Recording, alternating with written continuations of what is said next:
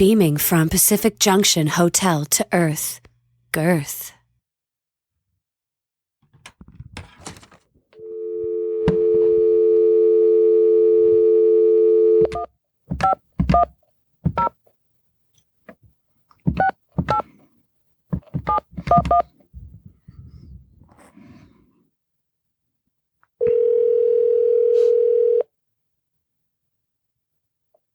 Hello? Hello, Andrew. This is Sammy from Toronto. Oh, hi, Sammy. How are you doing, by the way? It's been a couple of years since you last came. We were the radio station inside a bar. Yeah, no, I remember. I'll get started. So the new book is How to Fix the Future. And there are over 6 references to tea in the book. You have tea in Singapore. What? Tea? Yeah, you have tea in Singapore, you have tea in India, and I'm just curious about your process. Before we get into the actual themes of the book, I just want to know more about your creative process, how you come up with ideas and insights. Like, do you sit and think first and then start writing, or do you go talk to people, or like how do you generate your insights? Well, actually, you guessed that. I drink a lot of tea. Either I'm drinking a lot of tea or I'm going to the bathroom. So, That's the creative process? It's important. Well, whatever you do, gym, tea, walking around, ideas pop into your head at that other time. If you knew when they were going to come, then you would do stuff, but often it's very spontaneous and surprising. So. The new book is How to Fix the Future, and there's a really cool quote on page 237, and I just wanted to read that out, and then we'll get into some of the themes and some of the ideas in the book. You write, our challenge then, is to maintain the public conversation about these issues, so that everyone, from advertisers to governments to consumers, is aware of how unaccountable the system is becoming. But this sometimes requires great tenacity, particularly when that conversation is only just beginning. It demands somebody crazy enough to single-handedly take on a multi-billion-dollar industry. So what are some of these issues? Because you have a number of them. There's about 4 or so in the book that you kind of bring up. Well, the big issues, I think, in the book are the impact of technology on work and employment, and the problems with the implications of smart machines and smart technology on traditional jobs like driving or the professions or working in stores, as well as, of course, the impact of the internet on traditional jobs. So Amazon's decimation of traditional retail, I think that's a big issue. The second issue, which isn't exclusively bound up in technology, but technology is important, is inequality, economic, cultural inequality, and its growth and the disappearance of the middle class. The third issue is our sort of cultural crisis of fake news and incivility, echo chamber culture, addiction to technology, and the failure to sort of be able to talk to one another, and the narcissism and loneliness that seems to be a product of this. Civility. Civility, yeah. And then the fourth broad area, I think, is the problem with the dominant Silicon Valley business model of free, the big data model, which is particularly perpetrated by Google and Facebook, where we get this stuff for free and we're watched all the time. So it's creating what some people call a surveillance form of capitalism. So those are the 4 areas which are, I think, quite problematic and which are playing out in ways that everybody can identify with, that it resonates with everyone in and outside technology. In the preference, you reference being labeled like the Antichrist of Silicon Valley, and you're kind of like, quote unquote, out of step with the zeitgeist. And a lot of people had a lot of opposition to your ideas. Do you feel people are kind of slowly caught up and kind of on the same page now? Well, I think it would be a rather arrogant of me to claim that people have caught up with me or that my ideas have caught on. There were other people saying the same thing a few years ago. But certainly this more skeptical attitude towards Silicon Valley has become more fashionable now. And even people within Silicon Valley are becoming very concerned. Venture capitalists, entrepreneurs. You see institutes now being formed trying to seize back humanity from technology. You have people like Bill Gates warning about the breakup of companies. You have George Soros saying that Facebook and Google are almost evil. You have politicians on both left and right critiquing big tech companies, from Bernie Sanders and Elizabeth Warren to Ted Cruz. So the thing has changed. When I began writing in 2007, my first book was called The Amateur, in which the arguments I'm making actually are quite familiar, that a radically democratized media undermines truth, creates echo chambers, and makes it harder and harder for professional creatives to live. Even more true in some ways today than they were 10 years ago. So, yeah, I think that the zeitgeist has shifted. Now most people actually are wary of technology, and they're certainly wary of these kind of utopian promises that technology will make the world a better place, that will democratize and empower. It has done some of those things, but it's also had some rather negative consequences. Yeah, and your book wisely is historical. There's quite a number of references to things from the 60s and 70s. It's not just a contemporary book in a sense. And I find that's one of the things where we're presented a lot of things nowadays without any proper context or without any historical framework. So you don't really know how to digest this information. They'll tell you something about President Trump, for example, but there's been 44 other presidents. So how does this compare to other presidents or what other people have been doing? Do you know what I mean? Well, Trump is obviously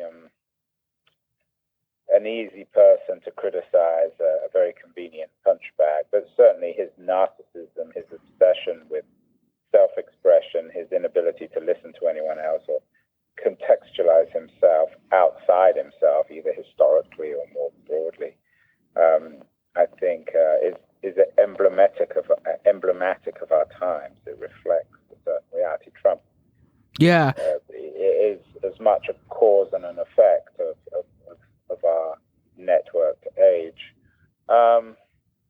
Yeah, I appreciate your compliment on the history side. I really worked on that in the book. I think the important point that I'm making is that what we're going through now is not unique. It happened before in the industrial age. Times of great disruption undermines us, undermines our confidence, our ability to display agency. It was true in the industrial age. It was also true in the Reformation and the Renaissance. And whilst it's scary and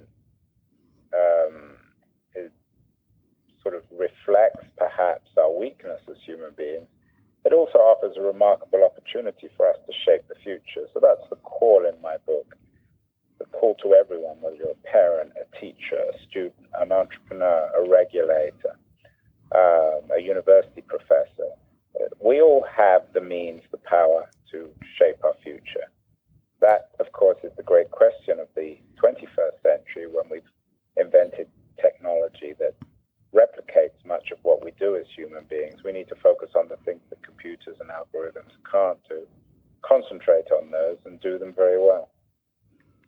Yeah, so you write, on page 66, there really aren't any original ideas in tech. And is that also, does that truism extend as well to the criticisms of technology and the internet? Are there new criticisms that come to light based on fresh evidence and new experiences? Or are the criticisms kind of already out there and we just kind of slowly are understanding what they mean and what the ramifications of them are? I think a lot of the criticism is out there. I mean, obviously this technology is new. Smart machines, smart algorithms, Google, Facebook, these global social networks are new. But even the idea of network isn't new. The idea of an encyclopedia or a search engine or a library isn't new. These are just electronic versions, globalized electronic versions. My point, though, is that what isn't new is the way in which we feel disorientated by all this change, the way we don't feel we can control the future controls us. And what particularly isn't new is the challenge for us to impose our signature for the future to reflect us rather than us reflect the future. So my book is about empowerment. It's a kind of a menu, a recipe for people to see how others are changing the world. I spent a year traveling around the world. I went to India and Estonia and Singapore, spent a lot of time in Western Europe, spent time on both the east and the west coast of the US. It's a decidedly, aggressively global book and says, look, there's no simple answers. There's no singular answers. There's no app to fix the future. Yeah, there's no silver bullet. Right. There are some countries which are doing a better job than others. I think Estonia is a particularly interesting example, but it's a small country and it's hard to scale that. Same is true of Singapore. But we can learn government in the US can learn from the Singapore model. So I think for people who are bemused by what's going on around them, and I think that would include most of us, this offers a beginning, a kind of map, a way out. That's what we use maps for, to find our way around, to find our way, if you like, into the future. And that's what my book is focused on doing. It was surprising. So I was born in the mid-'70s. And of course, we were kind of promised that, like, by the 2000s, we would have like moon colony vacations and jetpacks and flying cars, and this future would be this grand utopia, which you kind of reference as well in the book. And I didn't realize until I read this book that was always a passive way to kind of inherit the future. I didn't know who's going to make these moon colonies and jetpacks. Like, is it a corporation? Is it the government? Are we just going to all just get one? Like, it's weird because sometimes I think we forget, like, decisions that we make today have a huge impact on what will happen tomorrow and in the future, especially for future generations. Yeah, you're right. And the real question is not whether we have these technologies, which are exciting, but who owns them, how we pay for them, and what the structure of society looked like. So if you'd have been told in the mid-'70s that there would be this instant network where you can look anything up, or another network where 2 million people are on it and you can connect with anyone, or an everything store where you can buy anything instantaneously and it be delivered within a day or 2 days, you'd be amazed and excited. And it is a very exciting idea. But then if you explain, well, this search engine is free, but we pay for it with our data, or the Amazon store, the online everything store is great, but it means that all the physical stores around us have closed down, then you'd be a little bit more worried. So the reality is that all new technology comes with costs and opportunities. Well, one of the things that I have really tried to do in this book, I've tried doing in all my work, sometimes a bit more successfully than others, but particularly in this book, is I think we need to steer clear of this sort of techno-utopian versus Luddite debate. Either technology is all good or it's bad. It's an absurd conversation. It's counterproductive. It doesn't do anyone any good. And I've often been called a skeptic, although I like to think of myself more as a realist. But at the same time, I'm as connected as anyone. I began life as an internet entrepreneur. I love technology, and particularly technology that empowers me, that allows me to live the kind of life I do. I couldn't do what I do without the internet. So if we can steer clear of that kind of Manichaeanism, which unfortunately is inherent in a lot of the conversations about tech today, either it's extremely good or it's extremely bad, I think we'll all benefit. In terms of Facebook and YouTube, which, again, just kind of picking up on the thread of what you're saying, because a lot of people write sometimes about Facebook being really bad or YouTube is really good. You talk about the lack of curators for those sites specifically. And when you do away with curation, you kind of undermine truth. Can you elaborate a little bit more on that? Well, I think on Facebook, for example, Mark Zuckerberg was faced with a challenge after all the fake news scandals of the last few months. Either he becomes a media curation platform, I don't know what the numbers are, some ridiculous number, maybe 50% of people rely now on Facebook to get their news, or he goes back to his original idea of it being a platform for family and friends. So he did retreat from the idea of a media platform and fall back on the notion of family and friends. But the problem with Facebook is that everything we get on Facebook, all the links, all the references, they all are echo chambers because they reflect who we are. We tend to make friends and have family members with people we agree with from similar ethnicities, socioeconomic backgrounds, often political ideologies. So what's happened is that the internet, I think, has degenerated into a kind of global village where we have acquired villager mentality of xenophobia and localism. It accounts also for our increasing localism and xenophobia, I think, in political life. Tribalism. When it comes to YouTube, look, YouTube is an amazing product on one level. It has all the videos. Everyone goes on it all the time. The problem with YouTube is it isn't properly curated. And the problem with that is twofold. Firstly, it's full of really unpleasant stuff. YouTube is making money from violent jihad beheadings and other forms of racism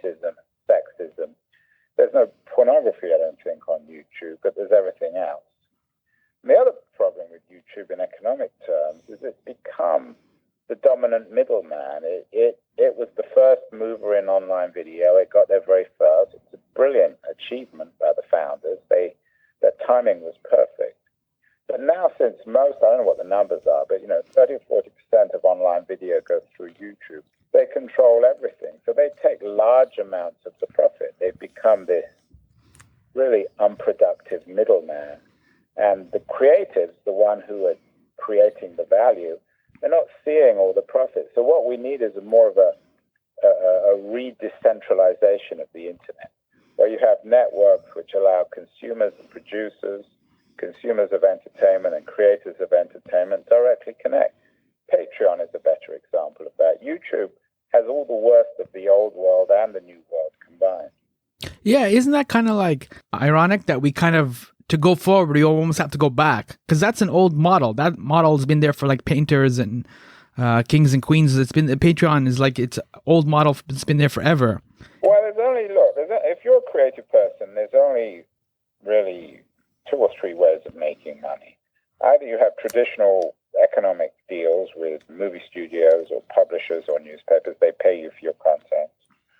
Or you give your content out for free and you realize revenue through advertising. Or, as you say, you go back to the old sort of Patreon model where you find wealthy people or wealthy individuals or communities who will support your work. The disappointment with the internet is everyone thought that the free model would work. So the old model, the curation model, got kind of destroyed because no one was willing to pay online and everyone got their stuff for free, either through the free content or through piracy. Which we saw this with music. Yeah, but the new model of advertising didn't work because it was dominated by a tiny handful of people. And advertising became so commodified online that it wasn't possible to support oneself. So now this Patreon model is interesting, although I think the streaming models are also interesting. And Ethereum and the other blockchain technologies might also enable that direct communication between consumers and creators, which I think has been a dream of many of us for a long time. Well, one of the other solutions you proposed, or you kind of explored in the book as well, is basic income, which could have a potential on kind of freeing up people a little bit, give them some time, put some more money into their creativity and their work. You see... Yeah, that's a vision of a lot of tech insiders. I quote a man called Albert Bengers, a very distinguished New York City-based venture capitalist. He's a partner at Union Square Ventures. From his point of view, technology is creating this abundance. And by giving this minimum guaranteed income of, say, $2,000 a month to people, they'll be free to sit at home and become creatives. The problem, of course, with this argument is that there's no evidence that some people will do that, but many other people will sit at home and play video games or spend their money on fast food and drugs and will become increasingly indolent and uncreative. So it's a hugely important debate. The challenge is not so much even finding the economic means of paying the guaranteed minimum income. It's figuring out how we can make sure that people realize themselves if they don't have jobs. And what jobs mean. Because one of the other threads in the book was kind of rediscovering humanity and kind of figuring out where the human beings fit in this huge equation. Right. Well, that's a perennial theme in books like this. As I say in the book, humanity is trending, and I use that word trending carefully, sort of an ironic way in terms of social media. But everyone now is talking about humanity, and unfortunately, a lot of people just throw the word around. They don't really know what it means. They think they know what it means. When the word comes out of their mouth or when it pops into their head, it sort of resonates with a notion of humanness. But it's really important to try and come up with a definition of what it means. And I do try to do that at the beginning of the book. I build up my definition around this notion of agency, this idea of what distinguishes humans from machines, particularly smart machines, is our ability to be creative and establish goals. So being human means really being able to shape the future, fix the future. And I even come up with my own kind of law for this, the famous Moore's Law, Gordon Moore's Law of Intel, who predicted quite accurately, in fact, that consumer chips would double every 18 months. So I come up with a different kind of Moore's law. Thomas More, the 16th century author of Utopia, who I think in his work speaks of the centrality of human agency in shaping a better social future. Did the process of writing this book as well kind of shape your own personal perspective on your humanity and what it means and how you kind of navigate these technologies? Well, I don't think that's actually very interesting. Look, I use a lot of the internet. I spend a lot of time on the internet. I'm like everybody else. I probably am in a way addicted to it, or I try to control the addiction. The only thing I did in terms of the book, I mean, I couldn't have done the book without all different kinds of technology. I couldn't have done it without computers, network, Google, iPhone. I couldn't have also done it without jet airplanes because it couldn't have gone around the world, or Uber cars. But the one thing I did, which I think enabled me to actually finish the book, it was a bit late, but not too late, was that I used the program, the app Freedom, which switches off the internet. Because when you're writing a book, a challenging, ambitious book, which is How to Fix the Future, which has a lot of themes and narrative, lots of characters, if you're trying to multitask, it won't work. So if I'm doing emails and checking the soccer scores and checking out my IMs at the same time, checking the headlines, the latest idiotic thing that Donald Trump said, it's going to be really hard to write a book. So I did switch the thing off while I was writing it, and that was very helpful. I would advise any aspiring writers or actual writers who are struggling to focus, struggling on attention, to look at Freedom. It's a pretty affordable app, and it really works well. In terms of humanity, I want to just focus on one other aspect in terms of a solution that you had, which was leadership. And you cite people like Margaret Vestager. Is that how you pronounce her name? Yeah. She's over in Europe giving Apple and Google, fining them and kind of doing some antitrust suits and things like that.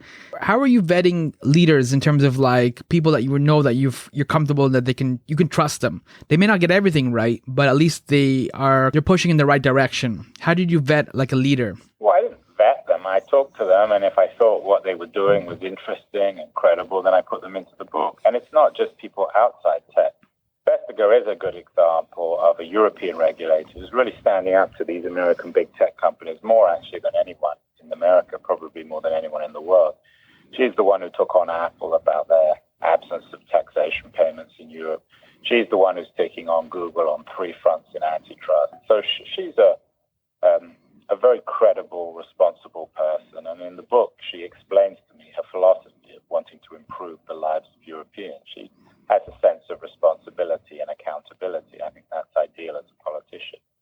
But as I suggest in the book, you don't have to be a regulator to be responsible. There are entrepreneurs and investors here. I spent some time with a woman called Frida Kapoor-Klein, who's a well-known Silicon Valley investor and insider. And she's a place called Kapor Capital, a building and a network in Oakland, just over the bridge from Silicon Valley, from San Francisco, who's committed to investing in tech companies that make the world a better place. Mark Benioff, I mentioned in the book, the multi-billionaire CEO of Salesforce. I think he's doing a very credible job. He's not ideal. He's not perfect. And in the book, I kind of lay down the gauntlet, I think, for people like Jeff Bezos, who I think is capable of great deeds. But at the moment, I think he's still too much focused on Amazon. He's had half his life as an incredibly successful, brutal businessman. But like Bill Gates in the past, and like Andrew Carnegie and other robber barons, I think that somebody like Gates has a responsibility to give back. I think he's a grown-up, in contrast with someone like Mark Zuckerberg, who remains a bit of a kid, a bit naive and idealistic. I think Bezos does seem to be kind of slowly shifting. One early indicator of that is his investment in the Washington Post, which I think is rapidly becoming, or has become, the best newspaper, the most valuable newspaper in the United States. So the new book is How to Fix the Future, and what's the plan? Are you going to do some speaking gigs? You're going to speak at some conferences, take it on the road, tour it? Yeah, I'm doing a huge amount of speaking. I'm pretty much booked up from now through beginning of the summer. So there's a lot of interest in this book. I'm very happy about this. I think the timing is right. Everyone's scratching their head about how to fix these big issues. We saw Robert Mueller last week coming out and showing how a small group of Russian hackers financed by Putin's Kremlin basically undermined or tried to corrupt and perhaps even successfully corrupted American democracy. So these are real issues. There's nothing abstract about them. We want to fix them, and 2018, I think, is the year where the fix will become the thing in itself. We know all the problems now. Now what we need to focus on is the fix. You're very optimistic. I'm not very optimistic, but I'm not very pessimistic either. I'm realistic. It's going to be a hard slog, just as in 1850 it was a hard slog to make sure that 11-year-old children didn't work in factories or factories didn't belch their pollution over cities to make them uninhabitable. It's going to take time, a lot of effort. But in the long term, I'm optimistic because I still have faith in human beings to make the right decision. I think that collectively, that's what we've always done throughout history. We haven't always succeeded. With the Industrial Revolution, it's a complex narrative. Some countries have succeeded more than others. In Germany, it led to fascism. In Russia, it led to communism, which were both huge failures. It's certainly not ideal in the United States or Canada or the US, but I am cautiously optimistic. But I also think we need books like mine and these kind of conversations and podcasts like yours to be responsible and accountable. It's going to be a long path, a long slog, and it has no end point. The future isn't a destination. It's not like that place on Google or Apple Maps which we arrive at. Because as soon as we get somewhere, then there'll be other issues, other challenges. Nothing ever ends in history. All right, let's leave it there. That's a good kind of positive note. Thank you, Andrew, for taking some time to write the book and kind of talking to me about how to fix the future. The book is available now at all the usual spots. Thank you. And I know that's a great interview, and I really appreciate your thoughtful questions. And I wish you a lot of luck with your podcast. Oh, great. Thank you so much. Have a good night. Okay. That was my interview with Andrew Keen. His new book is How to Fix the Future. It's available now at all the usual spots, including Amazon. And my name is Sammy Younan. This has been My Summer Lair. You can follow me on Twitter at My Pal Sammy. Thank you.